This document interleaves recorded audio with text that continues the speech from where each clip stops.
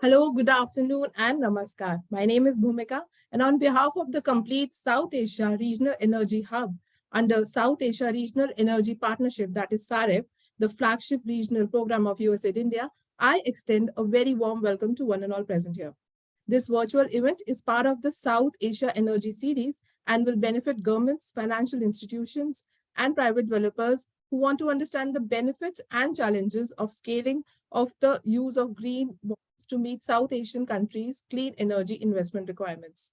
The various speakers on our panel will discuss the benefits and challenges for scaling up of use of green bonds to meet South Asian countries' clean energy investment requirements.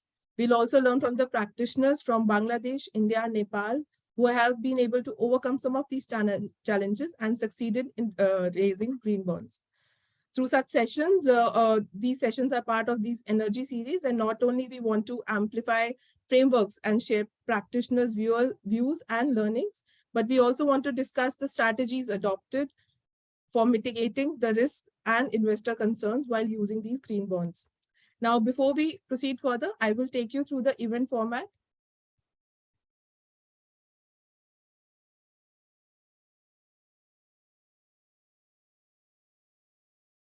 I hope my screen is visible. Yes, Bhumika, carry on. Yeah, so we start with the welcome remarks from USAID India, and we follow with that on presentation by SAREP team on green bonds. After that, we also have a poll for our audience, and there would be a panel discussion on major challenges in raising green bonds and possible solutions, followed by a Q&A session and vote of thanks, and we close for the session.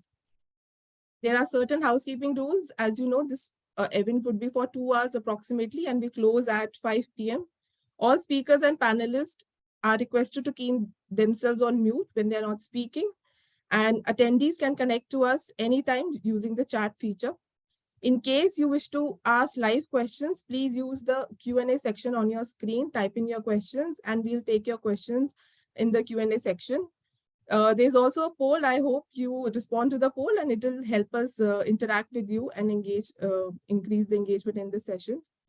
Now, without further ado, I would ask Mr. Anurag Mishra, Senior Clean Energy Specialist for Net Zero Carbon Energy Transition in the Energy Division of Indo-Pacific Office of USAID India. Over to you, Anurag, please, to deliver the welcome address. Thank you, Bhumika, and good afternoon, everybody. So I welcome you all on behalf of USAID to the South Asia Energy Series focus on accelerating adoption of green bonds in South Asia. And today we are really going to look at the opportunities and challenges to scaling the use of green bonds in South Asia. As we all know, this region is amongst the fastest growing region, projected to require almost USD 1.1 trillion worth of investment in next 20 years. And this economic development with these investments coming in will also result in significant increase in energy consumption and thereby require setting up new generation capacities and adoption of initiatives to ensure an end-use energy efficiency. This South Asia transition would also require to transition its energy systems to more modern and clean energy sources, which will include all kinds of renewable energy resources, energy efficient technologies, electric mobility, and other emerging technologies such as green hydrogen. All the South Asian countries have announced highly ambitious clean energy plans for next 8 to 10 years up to 2030. And the commitment of their respective governments is also clearly evident from the policy frameworks the countries are pushing forward to support the scale of clean energy technologies. Some of the commitments we know India has committed to reaching 50% of energy used by renewable energy, as well as reducing the carbon intensity of its economy by more than 45% by 2030. The such targets will include renewable energy capacity addition, but also demand-side energy efficiency and decarbonization of important sectors like transportations, buildings are also targeted by India. Bangladesh, which has put on hold addition of new coal-based power generation plants, it is also working towards more sustainable energy mix. Country proposes to derive 40% of its energy from renewable energy by 2040. Bangladesh is also promoting energy efficiency in export-oriented industries and the use of electric vehicles. Nepal again aims to reach net zero emission by 2045. In addition, 15% of country's total energy demand is proposed to be supplied from clean energy sources. Bhutan has reiterated its commitment to environmental conservation, already being 100% net zero, but it is also looking at opportunities to transition its transport sector, looking at e-mobility, energy efficient housing are also prioritized for this transformation. Sri Lanka has similar targets in terms of getting 70% of renewable energy by 2030. And Maldives is also targeting similar 2030 targets. So if you just look at one sector, just the renewable energy sector, the current share in the region ranges from 20 to 30%, except for Nepal and Bhutan, which are already 100% renewables for power generation. This really shows the countries will require to move swiftly to replace the remaining 60 to 70% of fossil-based generation. And also, in addition to this, adopt other transformative technologies in terms of efficiency and looking at opportunities to decarbonize sectors like transportation and industries. This will require the scale up of deployment of technologies, and again leading to the need for increase in investments required. Based on the estimates, shows almost 4 to 5 times increase in the investment based on the current investments would be needed to achieve these short-term 2030 goals. And in this case, the investments which will come from the private sector would assume significance, as most of it is expected to be coming from the private sources. And the role of public finance is to enable these private sector resources. There are several studies which are conducted in this region. ADB study recently, which really covered 2,000 private financial institutions, identified some of the critical barriers to enable private sector financing. This includes policy uncertainty, high upfront costs for renewable energy, longer periods to recover investments, needs for high collaterals, insufficient local capacity, as well as currency risk. USAID also conducted an market assessment in South Asia. The report was released a week ago, which again pointed to the challenges with respect to high cost of domestic capital, inadequate avenues for monetizing the operational assets, currency risk, and most importantly, the counterparty risk emanating from the poor financial situation of the distribution utilities, which are the primary off-taker of renewable energy in the countries. So in this context, innovative financing instruments can play an important role in addressing some of these barriers. These could include capital recycling, credit guarantees, attracting more and more international investment in domestic currencies. And we know these instruments being piloted in some form in the region. Green bonds is one such initiative. But in addition to that, there are other instruments like infrastructure investment trusts, alternate investment funds, and the blended finance instruments. So today we are focusing on green bonds, which we believe has a very high potential in South Asia. Globally, the green bond issuance have increased 14 times in last 7 years, with a total issuance of 1.6 trillion worth of issuance. And 23% of these green bonds issuance are in countries like China, Japan, which have benefited a lot from these instruments. The other countries like India, Malaysia, Indonesia, and Vietnam, which also have very high potential, have utilized these instruments to a certain extent. But in terms of its usage by other countries, specifically in South Asia, has been very, very limited. So today we are focusing our efforts to really discuss the opportunities and challenges for scaling green bonds in India. USAID in the past has played a key role in enabling the green bond market in India in early 2015, when the first time the concept of green bond was introduced in the Indian market. USAID took various initiatives in promoting green bonds, including capacity building workshops, talking to various stakeholders, developing knowledge products, and hand-holding some of the earlier issuers of the green bonds in India. And today, India's renewable energy sectors has benefited through a multi-billion dollars of investment secured through green bonds. And we see that the scale up is happening very fast annually.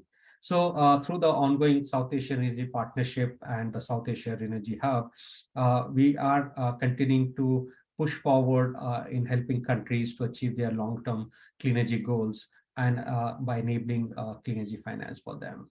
So today we have stakeholders from the region who will be discussing what are the challenges and opportunities and look into what is the business case as well as what are the things which USAID can add on to provide and support for expanding the use of these instruments in the region. I'm delighted to see the participation of stakeholders from across South Asia and knowing that this is one of the instruments which all the countries have at least looked into in some form. It provides a good base for the discussion for looking at where the gaps are. And through the South Asian Region Partnership, we look forward to engaging more on this issue. And if there is a need for providing more intensive technical assistance, we are ready to do that. So I'm also requesting everybody to put forward your queries through the question and answer tab in the panel discussion, and also look forward to a very insightful discussion today. So thank you again, and back to you, Bhumika. Thank you, Anurag, for sharing your thoughts and views and sharing the work which SAREP is doing and USAID India is doing in this domain. Before we proceed further, I would launch a poll here so that all our audience could actually give in their inputs. So we'll be getting live responses. So meanwhile, when you put in your responses, I would also like to tell that we also have our country managers based in Nepal, Bangladesh, Sri Lanka, and Bhutan. So from Nepal, we have Mr. Hari Prasad Subedi. From Bangladesh, we have Mohammad Tahsin Nawaz. In Bhutan, we have Yashi Wangdi. And in Sri Lanka, we have Nameez Musafir. So they are working closely with SAREP. They are country managers, and you can get in touch with them in these domains to work, to collaborate on these domains. As we move forward, I would now invite Mr. Mayank Bhardwaj, Objective Lead, Mobilizing Investments at SAREP, to deliver the presentation on green bonds from SAREP. And over to you, Mayank. Sure. Thank you. Thanks, Bhumika. I'll just share the screen. So is it visible? Yes. Yeah, okay, thanks. So thanks, Anurag, for setting up the context on the green bonds, and I'll just take it. So today in the presentation, I'll just cover some of the clean energy commitments, some of them already highlighted by Anurag during his address, some of the financing gaps which are there, what are some of the new innovative instruments that can be used. And then I get into a further discussion or details on green bonds. What are the green bonds? What have happened worldwide so far? Where do the countries stand in terms of South Asian countries? And then some of the risks and challenges which have been encountered so far in raising the green bonds. So this will be the flow of the presentation. Now, if I start off, so this is again some of the energy commitments, clean energy commitments. India about RE capacity of 500 gigawatt, 45% reducing energy intensity by 2030. Nepal also wants to set up about 15,000 megawatt of capacity, clean energy capacity completely, about 5 to 10%. They're targeting from the RE, and balance should come up from the hydro space. A lot of focus again on the e-mobility. For Bangladesh, the smart meter installations, which form a very important part for the distribution companies to manage the load, also gain significance. India also has a similar plan as of now. And also Bangladesh has a 10% power from RE, increasing the share of EVs to 15% of the registered vehicles are also some of the areas in which Bangladesh has committed. Sri Lanka, 70% of power from RE, carbon neutrality by 2070. For Bhutan, 25 gigawatt by hydro by 2030, 18 megawatt of solar, and then there are also the two-wheeler and three-wheeler, the EVs about 50%, taxi four-wheelers of about 70%, and buses of 50%. Now, if we if we look at in terms of the investment requirements, they are about $2.4 trillion in India, and balance about Nepal is also looking at somewhere in the region of $46 billion. Bangladesh of about $119 billion, 12 for Sri Lanka, and about 4.2 for Bhutan. So all in all, a total investment requirement of about $2.6 trillion will be required till 2030 for the South Asian countries to meet the clean energy targets. Now, I've just mentioned some of the areas. So there are certain commitments which have already been made by various international development agencies, central government, and others. These are being highlighted here. But again, they are like a drop in the ocean. So from about $2.6 trillion, if I look at it, only about $100 billion or so have been committed till date, which leaves a big gap of the financing, which leaves a big gap in the financing of the clean energy project. So about the annual financing gap of about $313 billion in the South Asian countries is envisaged at the moment. So and if you look at it from the perspective of equity and debt, so again, a 30% equity and a 70% debt boils down to about 94 for equity and about 220 for the debt portion. Now, since this is a big gap which is there for the South Asian region of about $313 billion, what are the avenues? So I have mentioned two of those avenues here. Third one, I'm going to deep dive, which is the green bond, which is the topic for today. But I just thought that it's good to mention the other two, which we feel can also help in meeting this gap or plugging this gap. So one is the InvITs. Again, this is very specific to India, but it is prevalent in other countries as the REITs, which is also called. And there are some yield co-instruments that have also been used by some of the countries. It's a pooled investment, again, primarily used for operational projects. It helps you in recycling of capital. So once the projects are operational, the developer can actually sell off and convert those cash flows of the operation projects and securitize those and put it into an InvIT instrument, which has a trust. And then the capital is recycled, the debt is paid off, and a premium or the equity is returned to the developer. And all these capital recycling can further be reinvested into the future projects. The benefit of this is that the operational projects carry a lower risk profile as compared to the under construction projects, and hence the investors are somewhat more keen on such type of instruments as InvITs.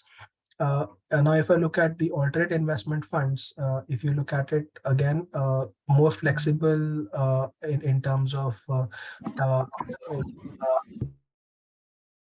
alternate investment funds are more flexible. Again, primarily right now it's an Indian instrument which operate under the SEBI regulations. There's a private placement. This operates as per the private placement format. About 25% investment, you cannot exceed the 25% investment into the one company. A closed-ended fund, about 8 to 10 years, is a typical sort of a structure in which it operates, and it also gets in the retail investor. So in InvITs, again, there is an option of doing a public or a private sort of an InvIT, but AIFs are generally, you have the retail investors, and the quantum of investors generally becomes more in case of an AIF. More flexibility in terms of in AIF, in terms of lending, in terms of investing into projects, which is there. Again, all of this has to be disclosed as an investment strategy before the investors come in. So these are some of the two instruments. I thought that just important to mention them before we jump into the topic for the today. So green bonds. Now, why green bonds? I think that is most important before we really jump into what are green bonds. So as we mentioned, a 2.6 trillion sort of an investment requirement. Now, if I look at what has happened in the past, so the banks and FIs, the outstanding loan exposure to the power sector in India is about $168 billion. Nepal investments have been about $2 billion in the power sector. I'm talking about the installed capacity, and similar in Bangladesh, it's about $15 billion in the installed capacity. And even if I combine all this and try to compare it with the $2.6 trillion, it looks a very, very large number. So in cases of countries, it's somewhat 3 to 4 times or even 8 times the investments that have been made over the last 30 years. So this is where we feel the innovative instruments, and especially the green bonds, have a large potential, a huge potential to come in. Some again, some people may state that why not conventional sources of finance? But in the past, we have seen a lot of issues in ramping up the conventional sources of financing. So, for example, the longer recovery period, the high collateral requirements, which becomes a lot of big issue in some cases. The cost of financing is high. There's a huge dependence on grants in some of the countries in South Asia. And as I mentioned, there are not many options for securitizing or monetizing the operational assets, which enables capital recycling and further reinvestment, and really can have an exponential impact on the investments. So, these are some of the reasons why we feel that this, the conventional source of financing may not be adequate at this moment. Hence, we feel that it's imperative that there's a movement or there's a transition which happens towards the innovative instruments, and green bonds is one such instrument. Again, the worldwide issuances have already touched or been more than $2 trillion. The more and more international investors are aiming for greener investments, which really put up a lot of potential from the investor side. The only challenge is where to invest, and green bond actually provides that sort of a framework or that sort of an instrument for the international investors to really come in. So that's primarily the reason why we feel that green bonds really can make an impact onto and accelerate this transition towards clean energy. Just what are green bonds? Again, these are some of the bonds which are raised for funding the green projects. So, for example, renewable energy, energy efficiency, electric vehicles, waste management. So some of the areas where the green bonds can help, or they are necessitated that the bonds or the money raised should be invested in these sectors which are green. There, again, some of the advantages, investor diversification is improved. There is additional sources of sustainable capital, which is there. There is an alignment in the tenure of instruments and the project life cycle. So, for example, many of the cases, the green bonds can have a longer tenure, which matches with the project life cycle. There's a strong investor demand, and hence there can be oversubscription and pricing benefits also in case it is structured properly. Now, some of the principles, use of proceeds. So how the proceeds are to be used, that needs to be defined upfront. What is the process for project evaluation or selection, or in case you are already going in for an operational projects, then those can be mentioned. How the proceeds is going to be managed, and then the compliances and the reporting piece also kicks in. Again, the green bond mechanism, how it works, the bonds are issued for existing or for new projects. There's a screening process which needs to be defined. The projects have to be screened and selected based on their ability to meet the criteria. As I mentioned, the sectors which are there, projects need to be identified, and the main areas are the adaptation and mitigation, or the resilience also is one of the areas in which it can work. And then finally, the reporting and the verification or the compliance part, which becomes important in case of a green bond as well. Then moving on, some numbers here. So the green bond market, this is how it has happened so far, as Anurag pointed out. USA, China, France, all these countries, they are primarily the beneficiaries of the green bonds that have been raised so far. South Asia region is about less than 1%, or maybe close to 1% of the green bond issuances. So about from $2 trillion, about somewhere in the region of 20 billion or so, or maybe slightly less than that, have been raised by the South Asian countries combined so far. This is the issuer-wise breakup, and what we see here is that now, as we move into 2021, more and more sovereign green bonds and non-financial corporates have started to raise green bonds. And on this side, if you see, the transport, the energy, and the buildings are the major sector. They contribute about 80% of the sectors which have benefited from the green bonds, and energy constitutes of about 35%, which clearly shows that energy is one of the areas wherein green bonds have been used successfully worldwide and can be, has a great potential for the South Asian countries as well. This is more of what India has done. I just thought that it'll be, just to provide an Indian context. As we see this piece about main issuances have been done by the RE developers, followed by the banks, and then by some of the non-financial and non-power corporates. Over 70%, as I mentioned, has been by India RE developers. Coupon ranges in the USD terms normally vary between 4.5% to 6.5%. Again, if it's an onshore bond or if it's an INR denominated bond, these things may change.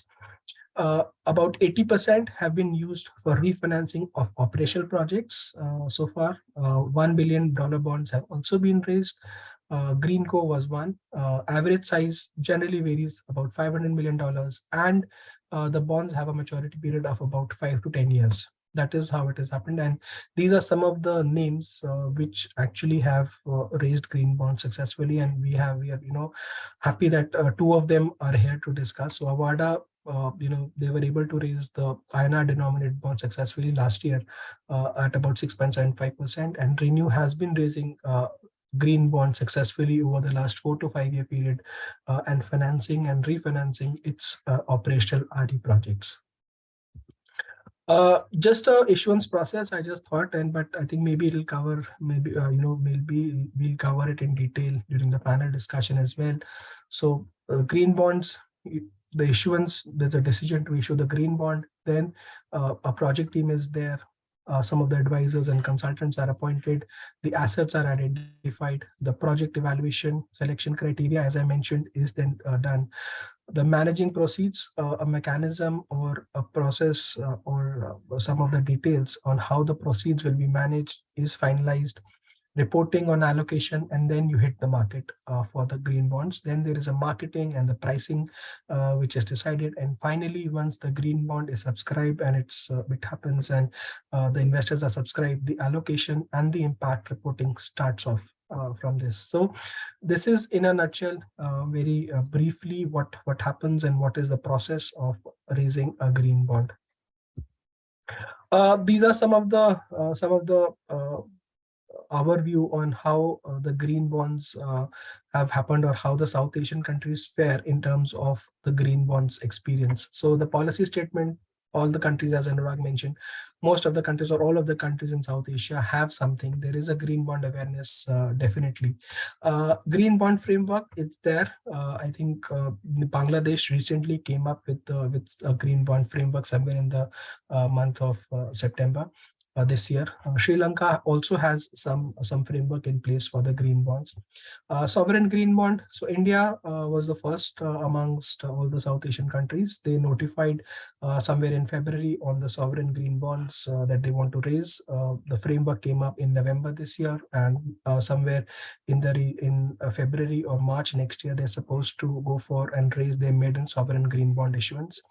Availability of banking projects, again in India and Bhutan, we have seen that the bankable projects on which the green bonds can be raised are available, and that is due, or that is because of a lot of the structure which is in place and a lot of renewable assets that have been in place. So a lot of projects are available. There has been support again from UN, IFC, USAID, as Anurag pointed out.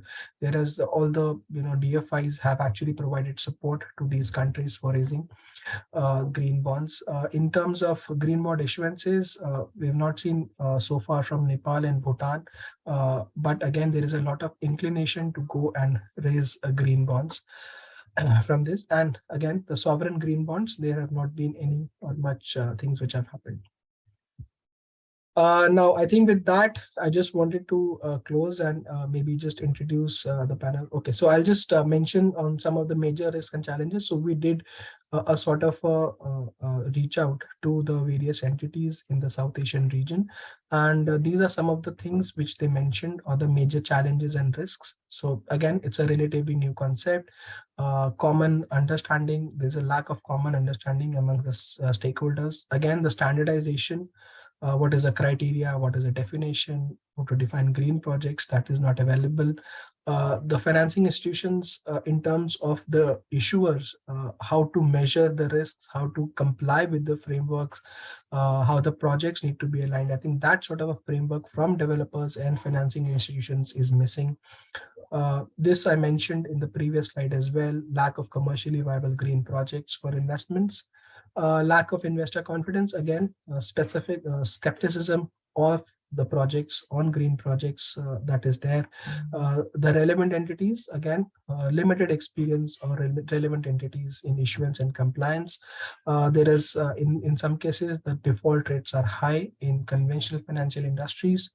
The upfront and transaction costs are also high, and somewhat the transparency issue also kicks in, as we call it, the greenwashing, which is there, which has happened across, and it's there as a fact.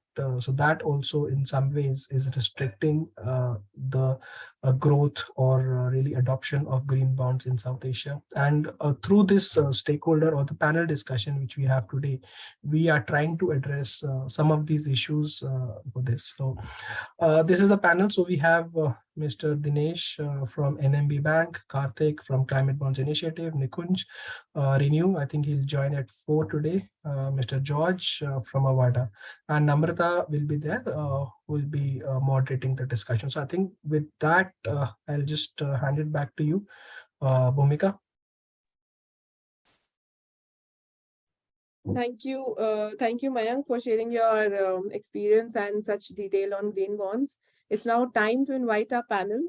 We have, as he has already mentioned, Mr. Karthik Iyer, Principal Advisor, Climate Bonds Initiative. Nikunj Kathuria, SVP Corporate Finance, Renew Power. He'll be joining us later. Mr. Dinesh Dulal, Head Sustainability, NMB Bank from Nepal. And Mr. Raji George, VP and Head Corporate Finance at Avaada Energy Private Limited. The session would be moderated, as already mentioned, by Namrata Mukherjee, Deputy Chief of Party from SAREH. Over to you, Namrata. Thanks, Bhumika. And hello, everyone. Today, we have a very interesting panel of experts and practitioners with us to, basically talk about green bonds and their experiences. We have one of the leading international green bonds standardization and certification agency, the Climate Bonds Initiative. We have in our panel a leading commercial financing institution from Nepal, leading the way for clean energy financing, the NMB Bank. And then we have two leading renewable energy IPPs from India who have successfully used green bonds as a capital enhancement instrument. And we'll be using their experience to really learn what added to their success in terms of issuances. What we are going to do, and this is more for my panel members, we are going to start with one round of questions that I will ask each one of you. And after that, we will just look at some of the Q&A from the participants, because there's quite a bit of questions that are coming from the house as well. And then we will come back to the moderated discussion. I hope that works, for my panel members. So with that, let me actually start the panel discussion with Karthik. Hello, Karthik, and welcome to this webinar. And thank you for joining us for the panel discussion. We are aware that the Climate Bonds Initiative is a key international organization in the green bond space as a certificates and standards agency. So with your significant experience in this space, my first question to you really is, let's demystify green bonds, right? There's lots of information Mayank has given, but I think from you, I want to know, and given we have lots of participants from South Asia, what do you think is the potential of green bonds for really the South Asia, market as such, that can enable us to move towards the clean energy pathways that we've defined for ourselves? If you can give a few examples of how corporates, financial institutions, or countries in general have really benefited from green bond issuances, I think that will be great for the audience here today. So over to you, Karthik. Thank you. Thank you for that, setting the tone for that. And yeah, that'll be interesting. I think Mayank covered quite a few of the macro elements of what's supporting the green bonds movement. But to answer your question in terms of globally, the main thing is that if I start with the demystifying, because that was your first point, is if you step back, it should be no different from any other bond. But the distinguishing factor is that, so in terms of who can issue, what structure it is, what kind of assets, it's no different from any other bond. So the only difference is that you're trying to attract the investors who know that the proceeds are being used for only green purposes, in this case, clean energy. But obviously there's other sectors as well which contribute to saving the planet. So where that comes in terms of making them different is that one is the total 100% of the proceeds need to go to green use of solutions, let's say. And the other one is at the other end, which is how you demonstrate the greenness, both at the time of issuance, but ongoing. So if I use those two as the bookending marks, that actually drives everything else that goes into the process of issuing itself. Because for one, you need to set up the governance to make sure that that doesn't happen. So the issuer needs to add those extra steps that need to prove that.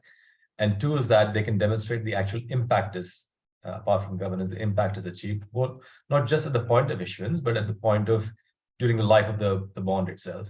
And those are new things that you need to do, right? So that's the differentiating factor, basically. And I think some of the challenges, at least in the early days, have been to understand how to do that delta from a plain vanilla bond, as we call it, to green bond.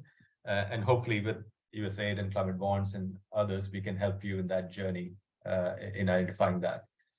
In terms of globally, definitely. So I'll look at it from both sides. One is that it provides a convenient conduit, right, at the end of the day. So one of the biggest things that was decided in Paris was that from today on, all investments in infrastructure needs to be green, right? So there's no like that's the only way we can tackle the whole race against time. So therefore, both scale and speed becomes important. But the flip side of that is that for doing that, even though a lot of investors have committed money and capital to that, to say that, yes, we would like to do that. So they've actually signed commitments and MOUs to say they'll do that. And as many of you know, in the government and public space, there's been the famous 100 billion pledge by developed countries to developing countries.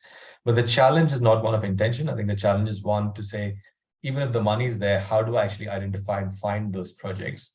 And what can we do to make sure that the money is actually hand on heart going to the right projects? And that's where the devil in the detail is.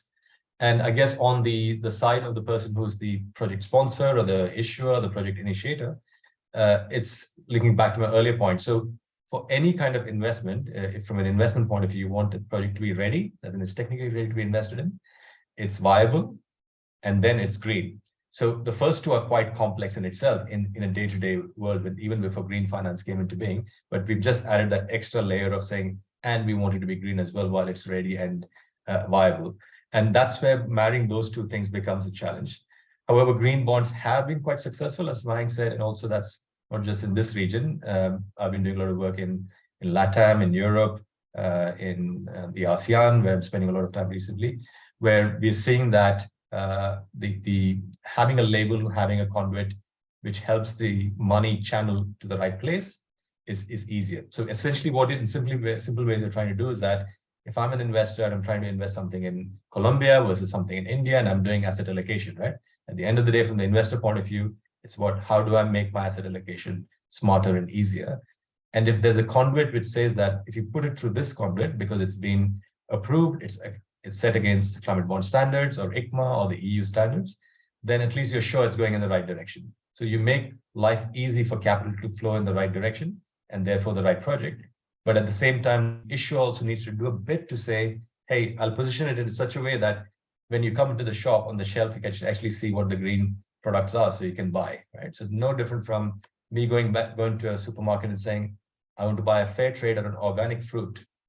And the moment I see there's a stamp on it, I say, okay, somebody, a regulator, the government has done something here to make sure that I can just pick it up and buy it. So therefore, my shopping experience becomes fluid. So it's exactly the same analogy in the green bond space, that green bonds and now other flavors of bonds, which I'm sure we can talk about, have created that conduit to make it easier, the journey between the money coming in and flowing into the right investments. So I'll stop there. I hope I've answered most of it.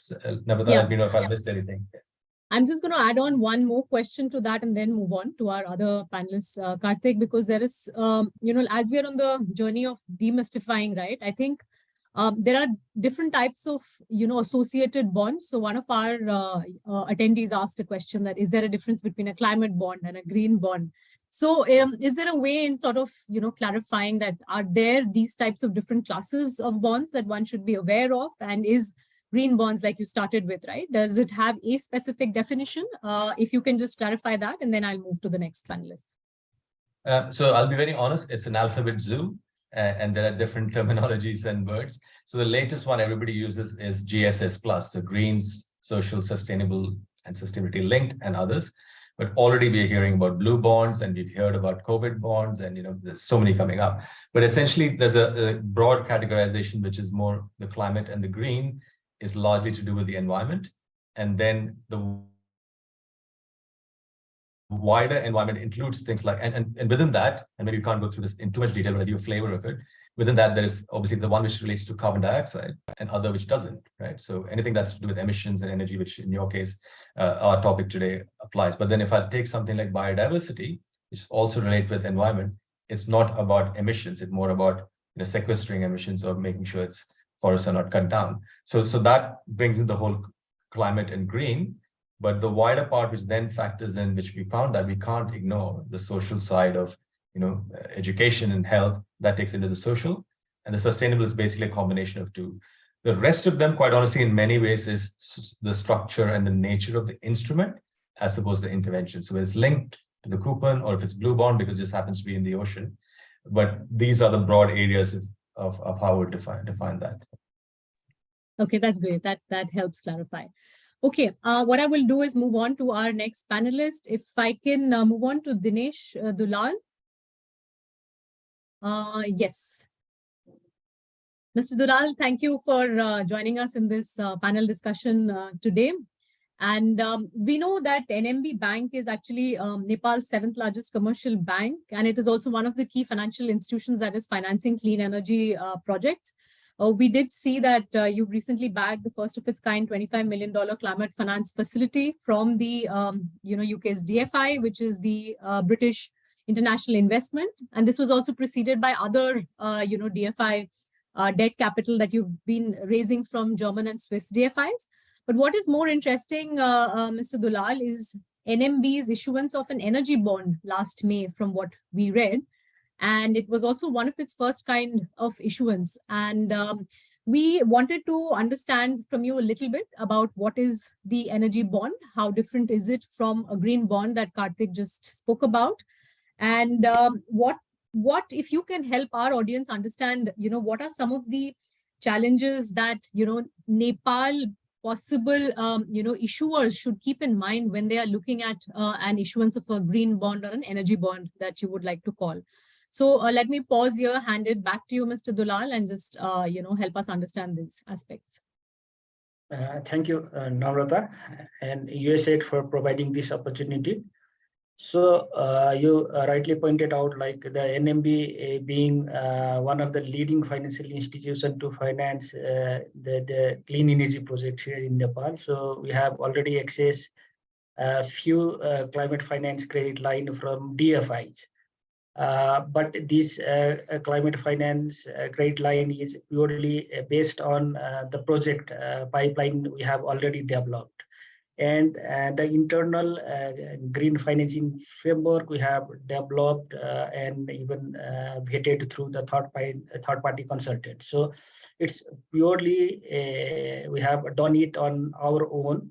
So we don't have the green taxonomy or green framework from the government side, which will drive the overall this green related financing project. Beside, we also issued the first of its kind energy bond in Nepal. So if you go through the central bank guideline, every commercial bank has to have a certain portfolio in energy sector. So for this fiscal year, it is about 6% of their portfolio should be in energy sector. So if any financial institution who are struggling to meet that threshold, and if any financial institution which has excess portfolio, then above this 6% portfolio, then those financial institutions which has excess portfolio can issue the energy bond. The excess portfolio, the bank can issue the energy bond, and that bond can be bought by the other commercial bank who are struggling to meet that regulatory threshold. So if the bank bought the energy bond which has been issued by the other bank, then it's qualify under the energy portfolio. It's equal to lending in energy sector. So that is why we even already issued 5 billion with local currency bond in Nepal, and it's mostly bought by the commercial bank who are struggling to meet that threshold. So regarding a green bond, so we don't have the green taxonomy or even framework which can guide overall this bond issuing process, or even identify the green project, or how we are using the proceed will get from the issuance of green bond. Or in some cases, like it's very difficult for us to even get the confidence of the investor to invest in the green bond we have issued, the absence of green taxonomy. And another tricky thing here in Nepal, like if you go through our the second NDC document, then the government has clearly stated like more than 30,000 megawatt of the electricity generation should be from hydro. And even in the hydro categorization, we have run-of-the-river project, picking run-of-the-river project, and a reservoir project. So the quota allocated out of this 13,500 for the run-of-the-river project has already been adjusted. So the quota left for the picking run-of-the-river and then the reservoir project. And if you go through most of the literature, like whether you can qualify the reservoir project under green project or not, so it's a different issue. So we are in dire need of green taxonomy, which can even define what is green and what type of project we can develop under the green segment. So that is the most essential issue we have to address by issuing this green taxonomy. So beside that, we are also facing one of the being the underdeveloped country, the managing this forex risk is quite high. And if you see the internal resource, it's always inadequate. So we need the money from offshore. For that, we have to issue the dollar denominated the bond, and managing is the foreign currency risk is quite challenging for us. And if you include the hedging cost on top of the coupon rate which we are giving on green bond, then the cost of borrowing is always very high. And if you want to pass on your high cost to the green project, it's almost challenging to get a green project in operation.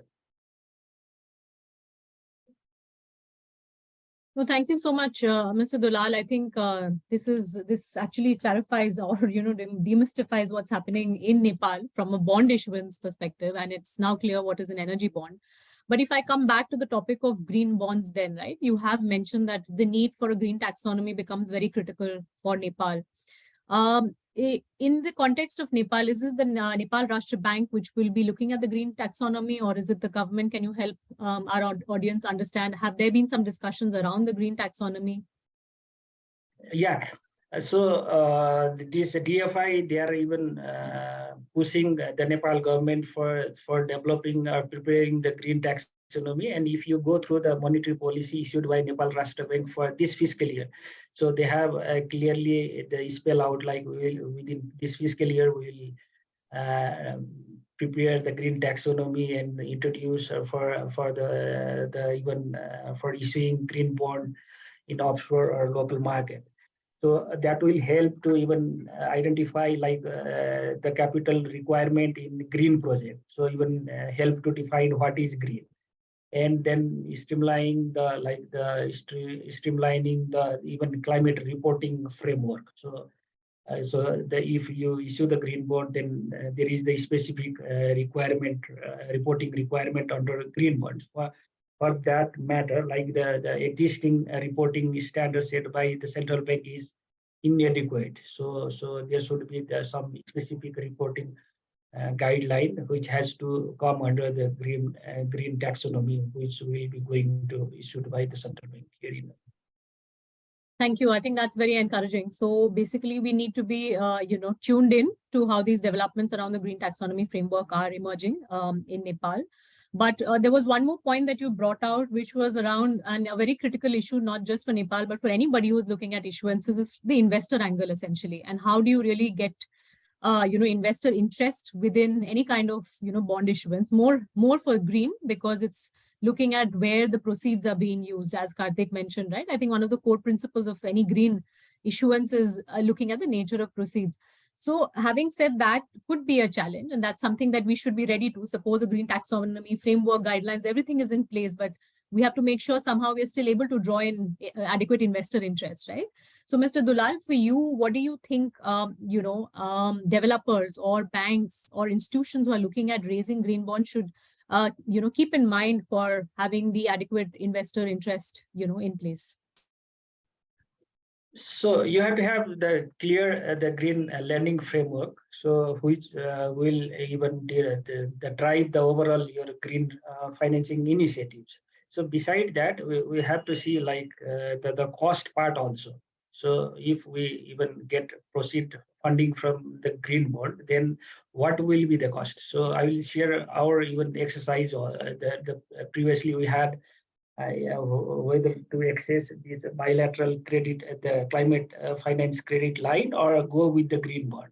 So we did the cost comparison between the bilateral funding from DFIs versus the green one, and we found that like the green bond is always in higher side. So if you include all the transaction cost related with the related for issuing the green bond, and then the coupon rate you are providing to that particular bond. So there should be the clear financial sense for the private sector institution like us, whether we can even utilize that high cost funding we are going to raise through green bond. So the cost benefit analysis we have to do, and then for the other side, like we have to have the clear framework to get the confidence of the investor in the bond you are going to issue.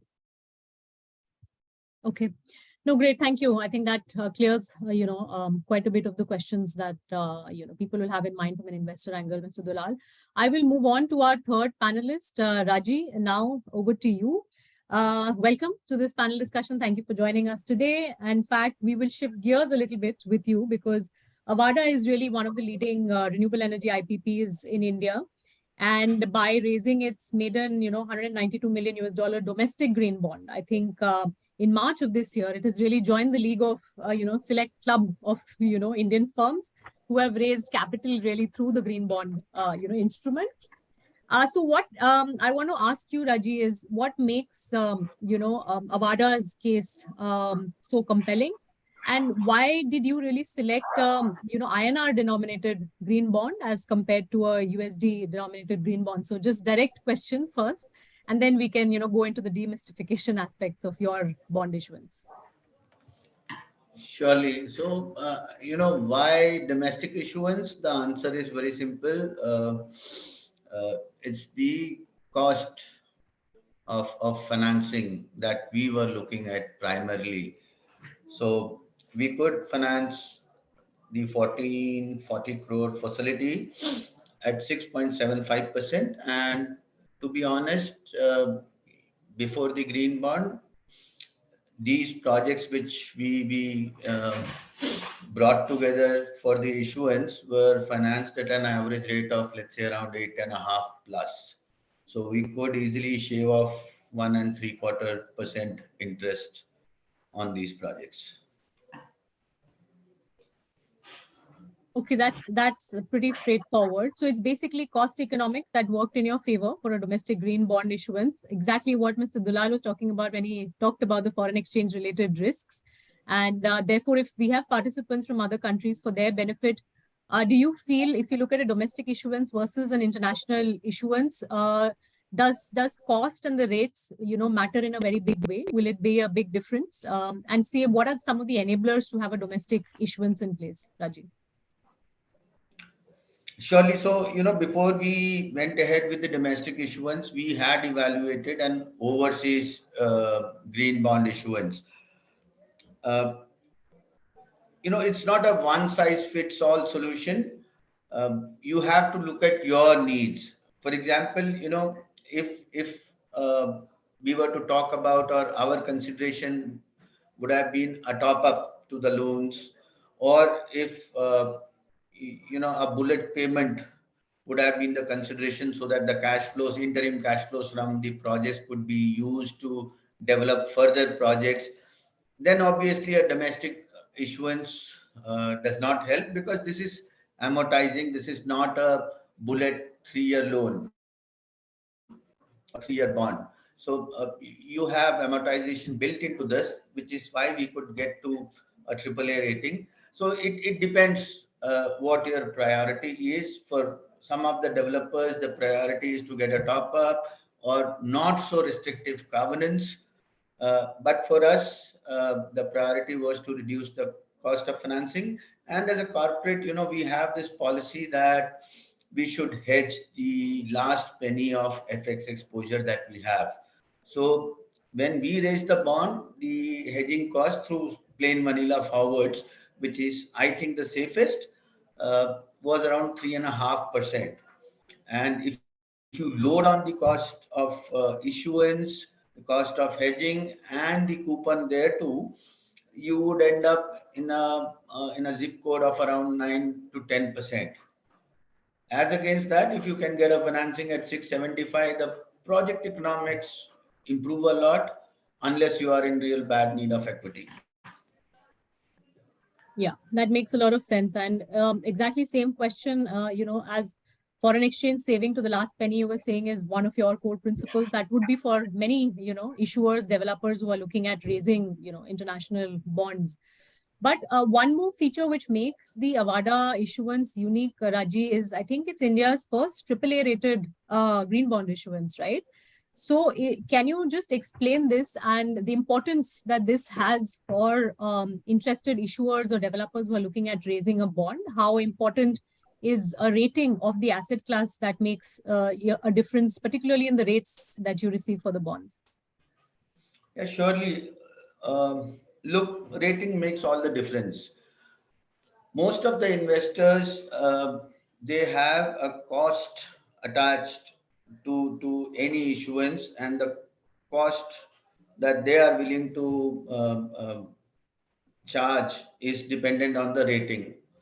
So though the rating reflects the probability of default, it does not reflect the loss given default, which we have been trying to educate the investors on.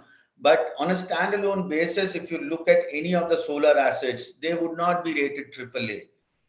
At best, it would be rated, A minus, A plus, or the best you can get to is AA once the project is, let's say, 8 or 10 years old.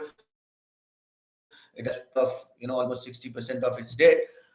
But these are all relatively young projects. So on a standalone basis, these projects were rated A minus, and the pricing of a A minus issuance at that point in time, with very few takers for a A rated paper, would be around, let's say, 8.5 types. So the puzzle was to get to AAA rating from A minus or A rated project. So we discussed the problem with the rating agencies. We applied our own mind. Then there was ICICI Bank and Axis, who were the advisors to the issuance. So we put in a DESRA of 9 months. out of the cash flows of the project. So that bumped up the rating quite a bit. And then we made a co-obligor structure where each project kind of guaranteed each other. So 4 projects guaranteed each other that 5 days prior to the coupon date or the repayment date, if the cash is not there in the escrow accounts, respective escrow accounts, then the other project can make good that shortfall. So all this structuring helps. So it is not the project that was AAA rated, it was a structure that was AAA rated. So it is important to get a structure around few projects that will bump up your rating. Standalone basis, it's impossible to get a AAA rating. That's one. And two, rating is something that matters. Is the single most important factor for pricing the issuance. So you have to be in the AA plus or AAA bracket to get a good pricing. Correct. I think that's a very, very important point for everybody to know, that rating is really, really important. And it also matters how you structure the projects within a bond issuance, not necessarily looking at individual project ratings. So I think that's very useful. What I'm going to do is, there are lots of questions from the audience. I'm going to pick up some of these. There are some which are addressed directly to panelists and some which are open. So I'll just do one round with all 3 of you, and then maybe come back to the moderated discussion. I hope that works for all of you. And I'll just go the reverse order because, Raji, there are 2 questions directed to you. One is on how can issuers overcome transaction cost of issuing green bonds, and how big can this be? That's one question. How big can this transaction cost be? First of all, the question is how issuers can overcome the transaction cost of issuing green bonds. So transaction cost is like gravity, you cannot escape it. That's one. Two, how much is the cost? For us, it was 50 basis point or 0.5%, which is not substantial, considering that you could shave off 1.75% or 175 bips. You don't mind paying 50 bips as fee, and this 50 bips also is to be amortized over 3 years. So you are effectively talking about 0.17% every year. That's very nominal. Okay, great. And one more question for you is green bonds always cheaper than the traditional sources of financing? So that's a pretty direct one. Well, to be really honest, we got the green certification for 2 reasons. One, we are a renewable company and green company, so it kind of enhances your reputation. And second, to gain access to a diversified pool of capital. Hitherto, we had access only to bank loans or NBFC loans. So a bond issuance helps you access a new pool of capital, and it was cheaper at that point in time.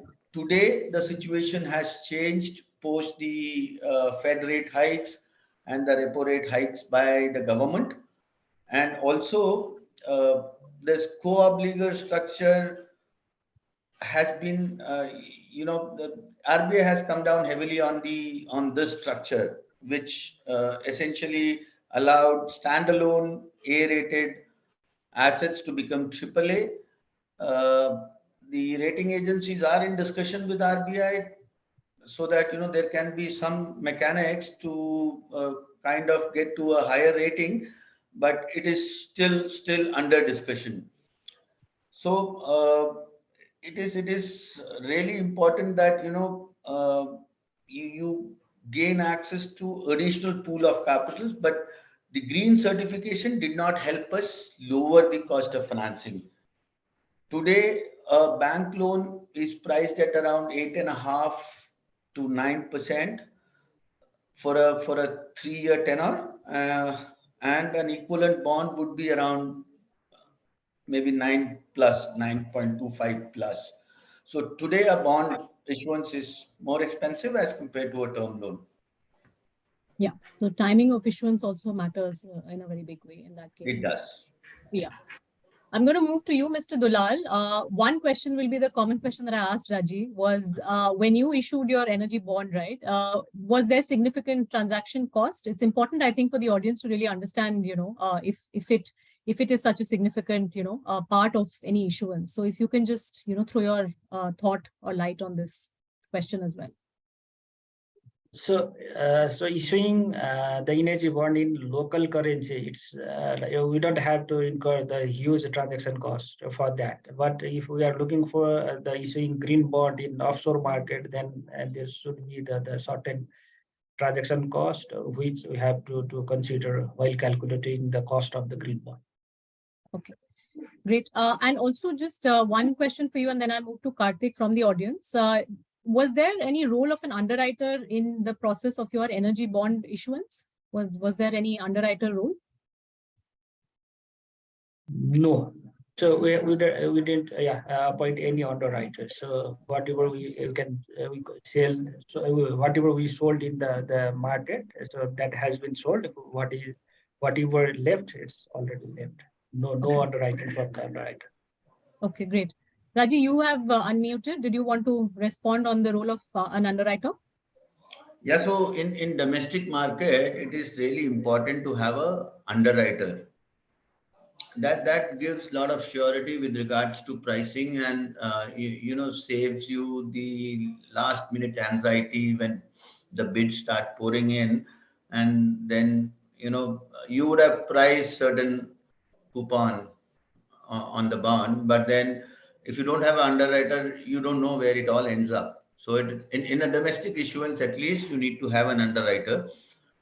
In case of an offshore issuance, it is settled one day prior between the subscribers and the bankers. So it's not important to have an underwriter in case of an offshore issuance, but the cost thereof is much higher because you have to pay out around 1.5% in terms of the banker's fee. Then you need to have 2 rating agencies rate the facility. And then in addition to that, you have lawyers, and then there are a lot of compliances with regards to the listing. So all put together, you are talking about roughly 3% for one issuance in case of offshore dollar-denominated green bonds. Okay, great. Thank you. Let me move to you, Karthik. There's one question from the audience, which is, again, a pretty straightforward question, but I think you can answer this. Can a startup EV company raise funding by issuing bonds in India? Please mention some of the criteria for the same. So, I mean, basically, green bonds for an electric vehicle, related bond issuance, and what are some of the criteria that one has to keep in mind? Sure, thank you. I did see that. I thought I typed, but maybe I didn't press enter or I pressed the wrong button. So for EV, given the current scenario of transition from fossil fuel to anything non-fossil fuel, for that matter, is clearly a potential area that is seeking and also attractive for investment. In terms of criteria, transport is one of the biggest criteria that's needed to be addressed for targeting a 1.5 degree deadline. So therefore, from that point of view, definitely. In terms of issuing the bond, it all depends on the size, and especially for startup, and as has been already discussed, the transaction costs involved and how much of that gives them the cost benefit plus side in terms of accessing the right kind of investors and what stage they are at, as well as of a startup too. Okay, that's great. Thanks, Karthik. There are 2 people who have raised their hands, so I will go to them. And we also have our other panelist, Nikunj, who has joined us. Hi, Nikunj. We are just doing one round of question and answer, and then I'll come back to you with, the moderated questions that I have for you. So Sure. please hang in there. Sure. Thanks. So I know Mr. Arun Pujari has his hand raised since we started the webinar. So maybe I can ask, you, Mr. Arun Pujari, to unmute yourself and please ask your question to the panel.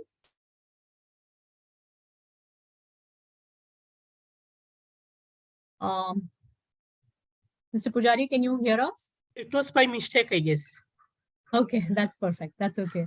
And Tahseen, is your hand raised as well? Do you want to ask a question?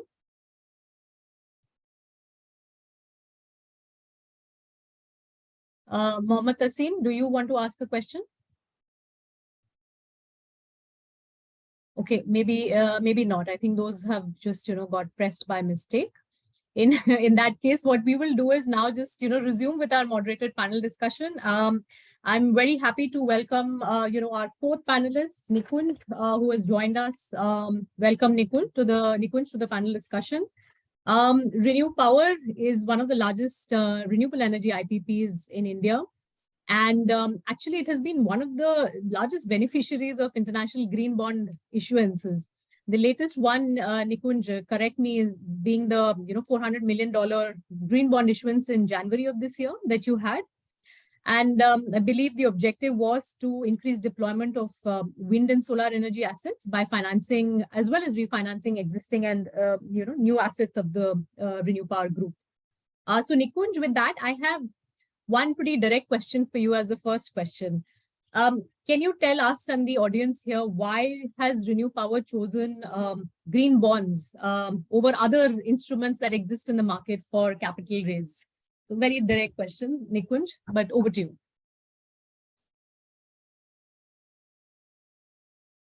Nikunj, I think you're on mute. Can you unmute yourself? Yeah. Yeah, hi, sorry about this. I had another thing which was going on in parallel, but I wrapped it up. Namrata, if you don't mind, could you please repeat your question once again? Yeah, my question was why green bonds, Nikunj? There are so many other innovative financing instruments, but why has Renew used green bonds in such a significant manner in its capital raise, initiatives? Sure. So hi everyone. And to answer Namrata's question, so look, what we realized, and we're a fairly young company. We started this business back in 2010-11. And I say we because I've been there since start. And basically what we realized a couple of years down the line is that capital is fodder for us, and it's a raw material in terms of doing our business, because the business is such that all the capital which is required to set up a project has to be expended on day zero when you're setting up a project. So therefore, at any point in time, you cannot be in a situation where there are lack of sources to be raising capital, both on the equity side and on the debt side. So therefore, our general approach to debt financing has been that we have tried to mobilize as many sources of debt as possible to make sure that we have enough diversification involved in our debt raising sources. And it doesn't end up being in a situation where if a market is available, then our entire growth is predicated on some capital being raised, and we can't do it. Either growth through acquisitions or growth through setting up new projects, new capacity, because bids will happen at their own pace and at different points in time. Opportunities will show up for investments at different points in time. And banking market, NBFCs market, etc., they are highly modular in nature. And therefore they will be available at their own pace. So therefore, the most important point for us is to diversify our sources of debt, and that's why we went to this market. When we went to this market, we realized that this is altogether a different ballgame in terms of the size and the depth of this market, where you could issue green bonds and tap global investors, and everybody can go and invest into this product. And we realized that we can actually borrow in larger bite sizes. So typically when we are borrowing from Indian lenders or even ECB loans, the size of each facility initially and over last few years is in the range of maybe $50 to $100 million at best. Whereas in the bond market, when we are approaching, the minimum size which you have to do is $350 million to make it sensible for the investors to invest before, otherwise it's not. And therefore it's a very deep pool of capital. You can again and again access this market. You can do large refinancing trades in this space, and you can borrow different types of capital. So, for instance, you can borrow capital which is fully project backed. You can borrow capital which is partially project backed. You can actually also borrow if you are a large size borrower. And if you are a credible regular borrower who has come to the market many times, you can actually do unsecured type of debt raise also. So therefore, that gives you a lot of flexibility and firepower to plan your growth in a particular fashion. and you can actually pony up capital from this market. So those were the key reasons as to why we had targeted this market. Okay, thanks, Nikunj. That's helpful. Before you joined, we did have, a pretty detailed discussion with the rest of the panelists. And one of the issues or questions which came up when we were looking at domestic issuance versus an international, global issuance, the market where Renew has, sort of pretty successfully used, to raise capital, was the foreign exchange hedge cost and how it plays up on the cost, right, of the issuance and the, competitive rates that come out of it. So what has been your experience, given most of the green bond issuances that you have had in the past have all been international issuances, and how has that played with regard to the competitive rates that you have been able to secure? Sure. No, so that continues to remain a challenge because obviously we have to hedge all of our exposure owing to the fact that the cash flows which the business throws up are in INR, and therefore the liability which you are creating is in dollar. But that's the problem. The solution to the problem is that first of all, what we do in our system is that at any point in time we have we track on a categorical basis that what is the all-in pricing which we are able to get from this market on a reasonably hedged basis, and how does that compare to the otherwise cost of borrowing which you are doing in India. What we then do is that if you see our green portfolio, we've got different parts of our assets. There are assets where Discom are off-takers. There are assets where SECI is off-taker. And obviously SECI is more credit-worthy, whereas Discoms are relatively less credit-worthy, and therefore those projects have worse rating as compared to the SECI projects. So most of our bond portfolio consists of Discom portfolio, where we have the wherewithal to pay slightly higher because obviously you target a higher return in those projects as compared to SECI projects, owing to the fact that this market is available at a higher cost. There are other benefits which offsets the slightly higher pricing which you are able to get from this market on a fully hedged basis. One of which is that you can get structures where you can borrow on a bullet basis. So you don't have to return any capital for 5 years when you are borrowing that. Obviously, you have to make a sinking fund reserve at your end to make sure that the refinancing risk is minimized at the end of 5 years. For our projects which have 20 years, 25 years PPAs, we are able to give a lot of comfort to rating agencies that even after initial years of operations, the cash flows of the projects are supporting the full debt size. So therefore, that allows you to get some amount of benefit in terms of present value terms of the debt which you have to otherwise repay back. The other benefit which the bond markets provide, which compensates again offsets for the higher pricing which is there, is that you are able to extract cash from these SPVs in a very seamless fashion as long as you meet your covenants. It's less of a approval type of process, which is the case in case of otherwise borrowings which you are doing, where you have to actually go and present basis actual financials to a lender, and you have to showcase how you have met various covenants. It has to be with the consent of the lenders because they'd like to have that point of view on the project.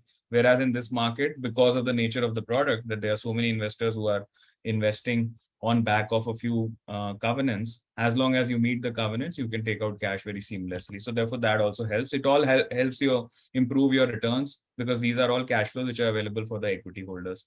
So that's the other benefit. Now, pricing wise, which doesn't mean to say that the pricing in this market is extremely off.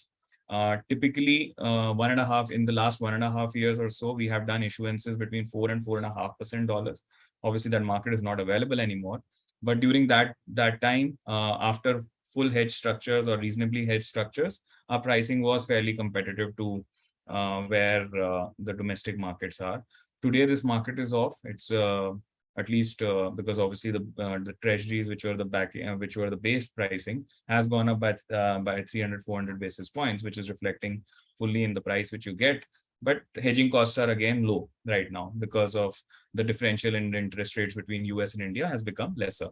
So therefore, on a full cost basis, you are actually not very off than where you thought you'd be basis this thing has gone up, but there's a gap. So yeah, so we monitor the market. You have to basically, I think the only learning experience which you have had with the green bond market is that the market is available at the right price or in right size, depending on the time of the year or depending on when the investor exuberance is there. So you have to go and tap the market then. There's no science to it as to when it will happen, but you have to remain ready all the time and then just tap the market when it's available.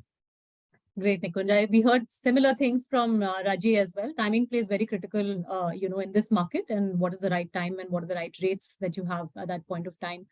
I will move back to the other panelists, but one small question from the participants for you, Nikunj, before we move to that is, can a private company issue green bond for under construction projects? I think theoretically speaking, of course you can. There's nothing which stops you from raising green bonds for an under construction projects. You have to get it rated, and as long as you get to a particular rating, you can do that. But practically in our experience, what we've seen is that we haven't gone to the market with more than 20 to 25% under construction portfolio in the full offering which we've made, and investors do. The investors in this market are extremely conscious about the amount of debt which is on the portfolio which you have shown to them. So they dislike a situation where there's an ability for the borrower to add more debt to the portfolio. So as long as the entire capital structure is frozen and the asset therefore is fully built, and then you commit to the fact, or you covenant. We actually had a covenant in our first bond that if we can add more assets to this portfolio and we can then borrow more debt from either the bond market or elsewhere to just improve the quality of the this thing, or to just take out the equity. But that is something which they ask 1,000 questions on. So therefore, in our subsequent issuances, because of that learning, we actually went and covenanted that this is a static pool of assets, and we're not going to borrow any further debt other than some working capital leeway. So the other aspect of this market is that it's highly standardized. So the moment you start walking away from standardization, it's just very difficult, because these investors, they see 50, 100 or whatever number of issuances when the time is right, because as a borrower, you will only go to the market when the time is right. They will only see the opportunity when the time is right. So they do not have the they don't have the wherewithal to appreciate bespoke positions. And the more you move away from standardization, the more difficult and the more premium you have to pay on your costing, or if at all create demand.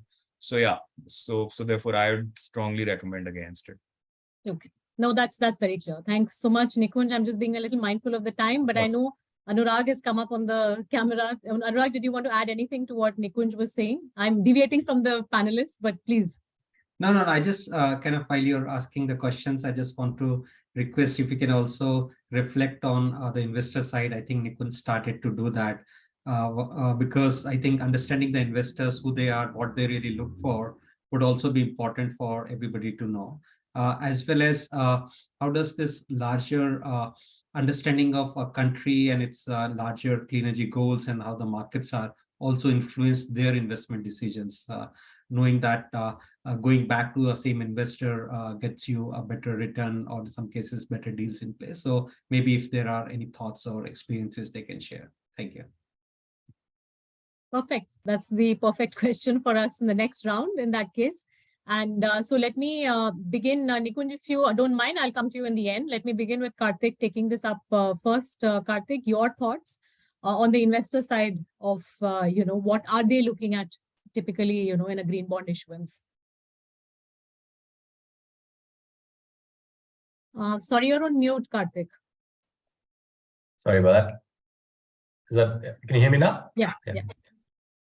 So again, it's a bit nuanced on which market, and I think I was just typing an answer to one of the questions there. So in the developed markets, and by that I mean the EU, the US, there's a large amount of institutional investors who are actively looking for green opportunities, and therefore the pricing impact as well as the demand and supply is a different case.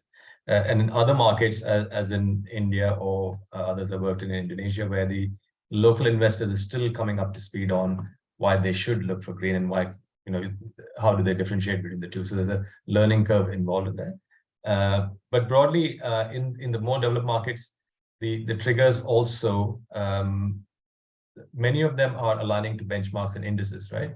So for example, where there are certain bonds which we've certified, and they're only included in certain indices and benchmarks if they're certified, which means it automatically drives behaviors of investors to say, if it's in that benchmark, then I need to align to that. Therefore, I need it for my asset allocation. So that's one angle to see how, if a bond is certified or it's included in JP Morgan Green Index, then you know that there'll be other asset managers trying to align to that benchmark. So that's one way. The other is also how certain markets, the local institutional investors, as not asset managers, let's say pension funds or the life insurance funds, try and catalyze the market, which is still not happening in a scale in India, for example. So in the UK, what happened was HSBC Pension Trust just decided that the default fund for pension for the employees will be a green fund. So you can opt out, but default is opt in. So that automatically just moved like 2 trillion worth of pension monies towards looking for green funds. So they made a policy or a conscious change to say, our pension holders are actually asking for responsible investment, therefore we want to do this, right? So the question is, how do we get to a point where EPFO, the LIC mutual fund, and the life insurance companies in India or other countries start looking at it that way, because it's actually beneficial for the underlying holders or the future generation? Or are there ESG funds, which is slowly picking up in India? It's not enough yet, I think, compared to the European markets, where you can say that the ESG funds are doing this because there's actually a push from investors, either the millennials or the new investors who are saying, look, I want to invest in this because I'm happy to forsake whatever it is in terms of in favor of long-term impact on the planet. And then they are forced to us from a marketing product point of view to have more of those funds. Then that will automatically increase that. Okay, now I need to allocate it to, if I've got a fixed income fund, I need to allocate it to green bonds. Can people please come up with green bonds? So I think there's a combination of that, the carrot and stick. And obviously regulation plays a big role, right? So of how the government can also, so the Indian government's working on the sustainable finance taxonomy now, similar to Nepal and others. There's at least 20, 25 countries which are actively looking at this in the wake of climate change. So that will also say that, okay, if there's a blessing or a guideline or a guardrail from the government saying that EVs are priority sectors, and under that we want to have these kind of thresholds of emissions, and only then we'll call it green. If the government or the regulator says that, then you know that people say, hang on, that's where we're going to invest more in or actually produce more in, and therefore the demand will also increase. So those are the broad areas of enabling environment where the green bonds can attract investors or force the behavior of investors. Okay. No, great. Thanks, Karthik, for that. I'll move to Mr. Dulal. Your thoughts, Mr. Dulal, on what role investors can play. What are they looking at? These kinds of issuances.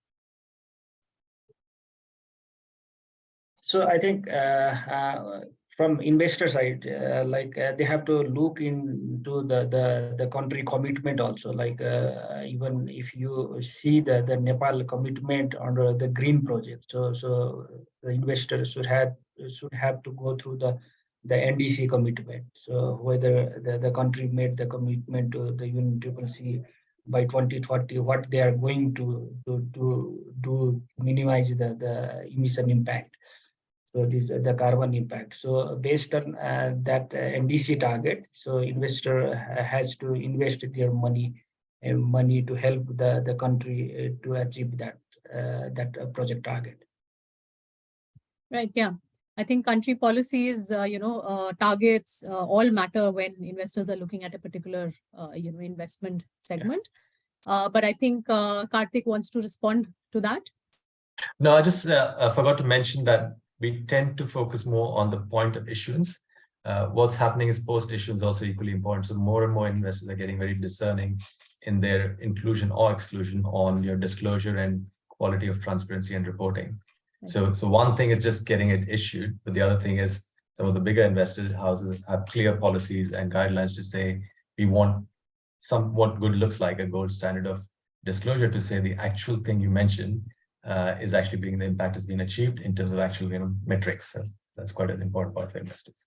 Yeah. So, Mr. Dulal, for your energy bond issuance as well, do investors continue to look at it, with very hawk-eyed manner with regard to the compliance? There is some like the tricky issue with our energy bonds. So it's basically, so we have the excess portfolio under energy sector, and then we want to in a indirect way, like sell that portfolio to those banks who are striving to achieve that target. So we price in such a way like it's the low price bonds if you compare with the other instrument available at that time in the market. So only those financial institutions who are willing to avoid the penalty for not achieving the directed lending target set by the central bank. So they are only interested on our energy bond. So it's not the general kind of project where all the investors come and then make the investment. Okay, no, sure. Thanks for that. I'll move to our other panelists. Raji, over to you. Your thoughts, inputs, on what does an investor look at from a green bond issuance? And as Karthik added, not just the issuance, but, continuing post the issuance as well. So, yeah. So in my case, yes, it was a green bond initiative certified and SEBI compliant green certification as well. So, but that did not, because it was a domestic issuance, it did not result into any savings for us in terms of cost. But yeah, for in our case, it was kind of a fixed match because we had underwriters and we exactly knew that who is going to subscribe how much. However, there was a dark horse there. So we had a 3x subscription. But then, because we had an underwriter and we knew the allocation beforehand. So for us, you can say that, it did not help us as much, but yeah, your reputation is definitely enhanced. But in offshore issuances, Nikunj can probably throw more light on it. We have so far not done any offshore issuance. It definitely helps. Yeah, I will come to Nikunj, but Raji, just to complete that question for you, was there anything specific you did to bring down the risk perception of investors in your issuance? Maybe the structuring, the portfolio, the way you got the projects together. Yeah. Yeah. So we did some heavy structuring around the issuance to bump up the rating. Not just getting a comfortable DSCR, 9-month DSRA, very restrictive covenants in terms of cash upstreaming. We did a lot of structuring so that we can get into the AAA bracket. So that's the key. You have to structure it properly, and you have to do not just 1 or 2 or 3 things. You have to do many more things. So there was a co-obligor structure. We defined that 5 days prior, all the money is required for the payment and repayment is there in the respective bank accounts. So that gives a lot of comfort. Then I talked about DSCR, which was more than 1.5 in our case. So you have to do a lot of structuring, without which you cannot have a successful issuance. Great. No, that's very helpful. Thanks, Raji. I'll move to you, Nikunj, now. And everybody wants to hear for an offshore issuance, right? What kind of strategies are you following or have followed in the past that is, helping in enhancing the interest of investors in the bonds that, Renew is issuing? Sure. So I think at our end, as Raji mentioned correctly, that you have to structure the bond to investors' requirements. And you have to create as much bankruptcy remoteness, cash flow trapping to the extent possible. But over years, the way we have seen at least the dollar bond market evolving, look, one is that end use is also a very important aspect for end use of the funds which you're raising from them for these investors. Thankfully, for our type of companies, that's not a concern at all, because most of our end use can be certified by the likes of climate bonds as pure green bonds.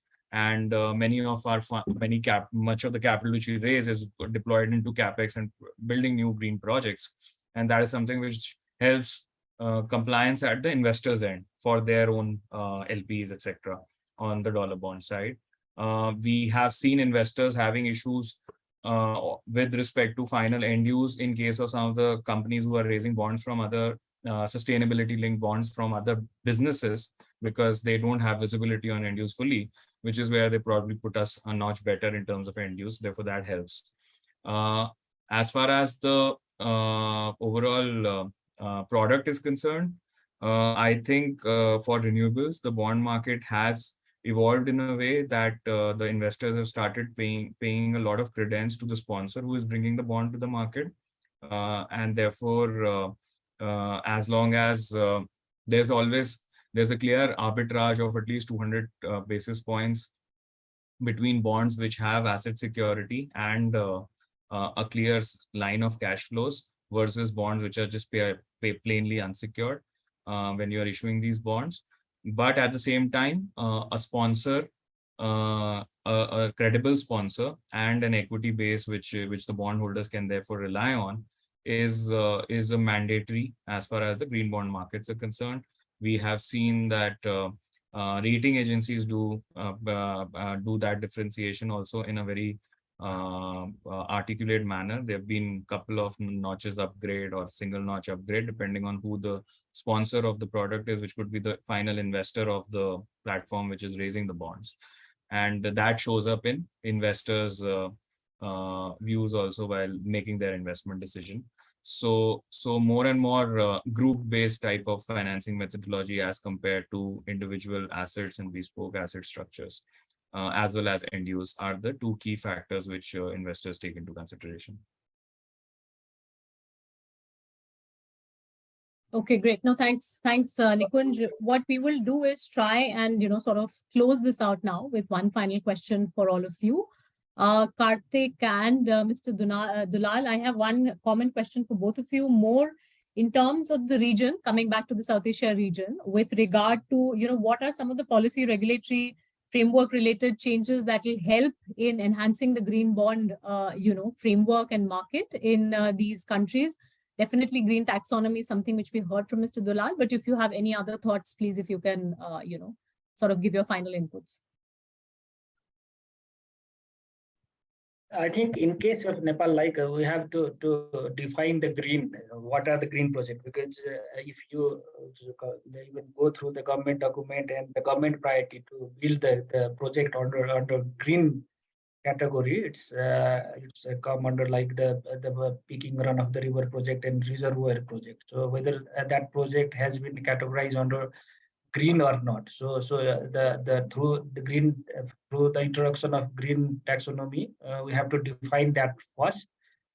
And to mitigate this, like the currency hedging issue, like if you go through the policy document which has been recently released by the government of Nepal to provide the hedging facility for the private sector developer, it doesn't include the hedging facility for the green bond. So that policy needs to be revised if we want to even attract funding from offshore and then provide some kind of the hedging facility support. Otherwise, even if you are even able to raise money from a green bond, it's not creating impact in the country. So from a policy point of view, we have to look at it seriously, and through the introduction of the green taxonomy, like we have to see all these aspects, and we have to address the outstanding issue under the green bond. Great. No, that's very, very useful and helpful. Karthik? Yeah, I think the taxonomy clearly is, anything that helps define what green and what good looks like is always useful, and it also sends a signal, right? I think in India, and we're talking broader, is that the sovereign point which is raised helps a lot. So having the sovereign issuance, I'm not just talking about one issuance, but a bond program, because what we need is that the government and other state-owned enterprise create the yield curve for green so that it sets a benchmark and then others can follow. And then the liquidity will also follow. So that's how other markets have grown. I would also say that the de-risking and credit enhancement mechanisms that can be provided so that medium-sized and smaller size issuers can also come into the market. And then to a certain extent, because there are some sectors in some areas where it's not utility scale, right? But at the same time, they do want to come to the market.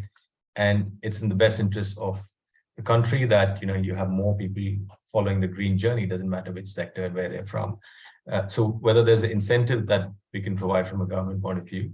So for example, in Malaysia and Singapore, and I think Hong Kong as well, the first verification SPO, second party opinion, is subsidized by the government. So basically, how can you make sure that you have enough regulation to make sure that things are under control, but at the same time, it's not strangling the growth of the market, or in fact, providing extra impetus for growth. So those are the three highlight. I'm sure there's many more we can think of in terms of getting the market up and running at pace. Great, excellent. I think we are almost, through with the time, 1 hour and 10 minutes of panel discussion. But I can't close without asking Nikunj and Raji both from the Indian, side. Were there any policy regulatory sort of enablers that helped you tap into the green bond market that others should know about? So maybe a minute or half a minute each, both of you. Okay, so maybe I'll go first. So at our end, I think one was that if we there's a withholding tax implication which happens in case you are doing a back-to-back structure. So therefore, if you are able to list your bonds on the INX exchange also, then it helps you to have subsidized withholding tax. So therefore, that was one clear help. I think then on the other side is that giving flexibility on the hedging structure as to what we can adopt and what we cannot, depending on the view and the risk management policy which we have at our end, is something which we have worked with the government and tried to improve over a time period, and therefore that has helped. So those are the couple of things which come to my mind most in the most recent times. Thanks. Raji? Yeah, so it's very challenging in India to do a green bond issuance. I'll tell you primarily why. Because all the assets that you are going to refinance through a green bond would be charged to banks.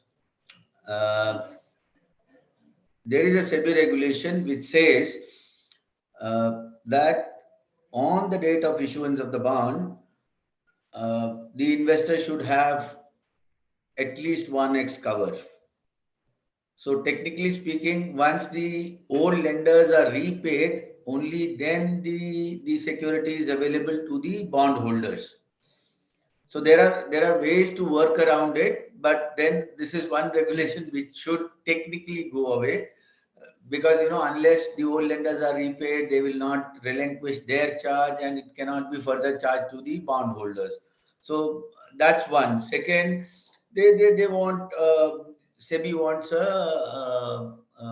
a asset cover certification. So somebody should come and say that, okay, you are raising 1,000 crore bond, so you should have ideally an asset cover of you say 1.1 times. So all the land and the plant and the machinery all put together is at least this much. But that they want it on the day or a day prior to the issuance, which again, is very difficult, because there is a valuation which is already given to the lenders, the previous lenders, and this new issuance, you might upsize the facility. So you will have to reevaluate through somebody else who would say that, look, it is not worth 1,000 crores, it's worth 1,100 crores. So that also becomes, really challenging. So, I mean, it's not easy to raise bonds in India. There are regulatory problems. We are not mature enough. So in terms of the debt capital markets and bond market, there is not much there. But once we have more issuances coming through, I think this would be fine-tuned. Great. even with those challenges, Avaada did break the wall and did issue its domestic bond. So I'm sure we'll have more to follow and then address these issues. But thank you so much to all the panelists. I have some 6 key takeaways, and I'm just going to take a minute to sort of talk about that. I hope everybody has taken their key takeaways. One is definitely when you look at a green bond, proceeds and its usage are super critical, and therefore the certification and verification becomes very important. Sponsor credentials and rating of assets, the asset class portfolio of assets become very important. How do you structure your portfolio when you're looking at a green bond issuance? Again, becomes important, particularly from an off-taker risk when you're looking at it. From a policy side, green taxonomy is very important. We did hear the Nepal experience. I'm sure it will be applicable for others in the region. A hedging facility support, again, from a policy side becomes very important, particularly for offshore issuances.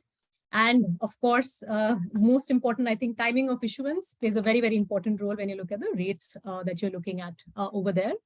And with that, we'll have to conclude the panel discussion. I know, Karthik, you have unmuted, but we are running a little, tight on the time. Maybe half a minute. Karthik, you want to say something? No, I think one thing which didn't come across, I think it was in the poll. I don't know if there was a output. We are coming back. Actually, I wanted to hand over to the poll now. Yeah. Is capacity building and support for issuers and training and awareness raising, because that's always a common theme. Great. And I do hope we've made that first mark here today with this webinar. But let me hand it back to our, colleague Bhumika. Bhumika, over to you.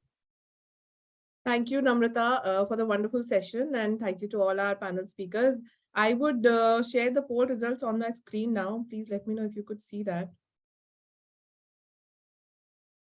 Are you able to see the screen, the poll results? Yes. Can you just read it out? Maybe it will help everybody. Yeah, I would do that. You all can see it, right? You can see the results on the screen? Yeah. Yes, we can. Okay, great. So I think the first question, what is the major concern of the investors regarding green bonds? The ecosystem is, the maximum votes go to ecosystem is there, but lack of awareness about green bonds. I think that is our primary motive why we conducted this session today, to increase the awareness and have more information about this. And our second question, what do you think that can scale up the green bond market in South Asia? And maximum votes goes to capacity building workshops, like Karthik also just mentioned. That's what we are working on. And almost equivalent votes to issuance of sovereign green bonds. I think there was a lot of talk about that as well in the session today. And we hope to have more such sessions so that we could increase the capacity building of the people. What do you think is the major reason causing the slow progress of growth of green bonds?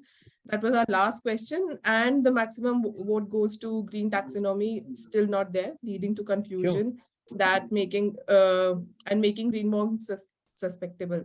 So I think that was also talked about by Mr. Dinesh, Dulal, and also Nikunj. And I think we are working on that, and more such sessions would help us go towards that. With that, we come to I have stopped sharing the results. And with that, do you want to add anything, Mayank? Yeah. No, nothing from my side. Okay. So I would hand over to my colleague now, Farah Ahmed, cross-cutting lead, leading the communication and outreach team at SAREP, to deliver the vote of thanks, please. Over to you, Farah. Thanks so much, Bhumika, and I hope everyone can hear me. Can you hear me? Yes, we can hear you. Okay. Thanks. So on behalf of the SAREP team and the South Asia Regional Energy Hub, a coordination and communication platform under the South Asia Regional Partnership Program, I would like to thank all the participants for joining today for this informative discussion on green bonds and the potential in South Asia.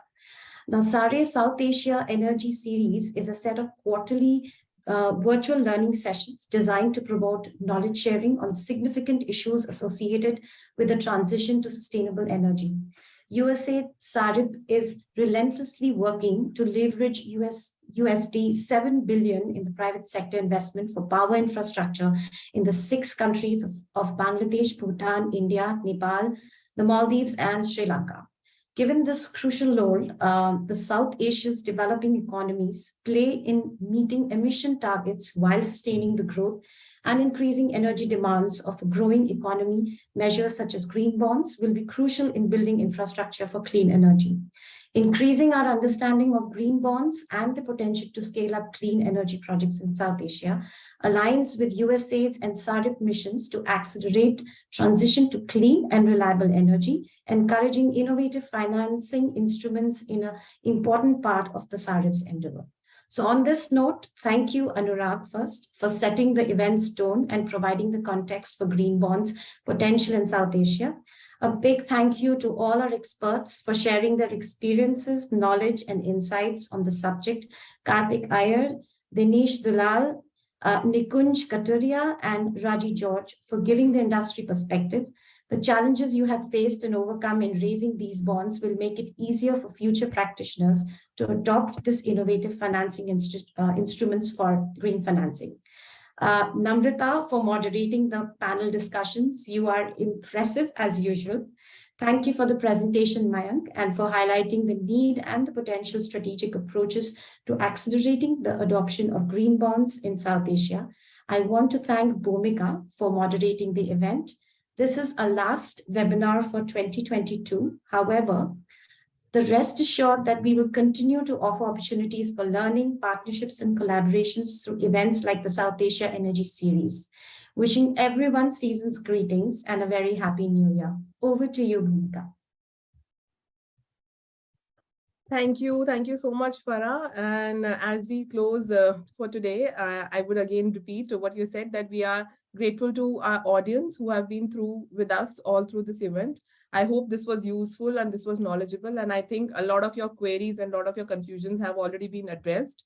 And thank you for engaging with us through the chat, through the poll, and of course, through the question and answers session. I would also thank the team working behind the scenes, the organizing team, the designing social media team, the communication team. They have been helping us through this event. And I would also again emphasize that this webinar would remain on our YouTube channel for SAREP and as well as for SAREH. And please stay tuned to our YouTube channel and on our social media pages as well. I have already shared the links in the chat section. Thank you once again. Wishing you all a very happy new year and a Merry Christmas in advance as well. Thank you. Namaskar.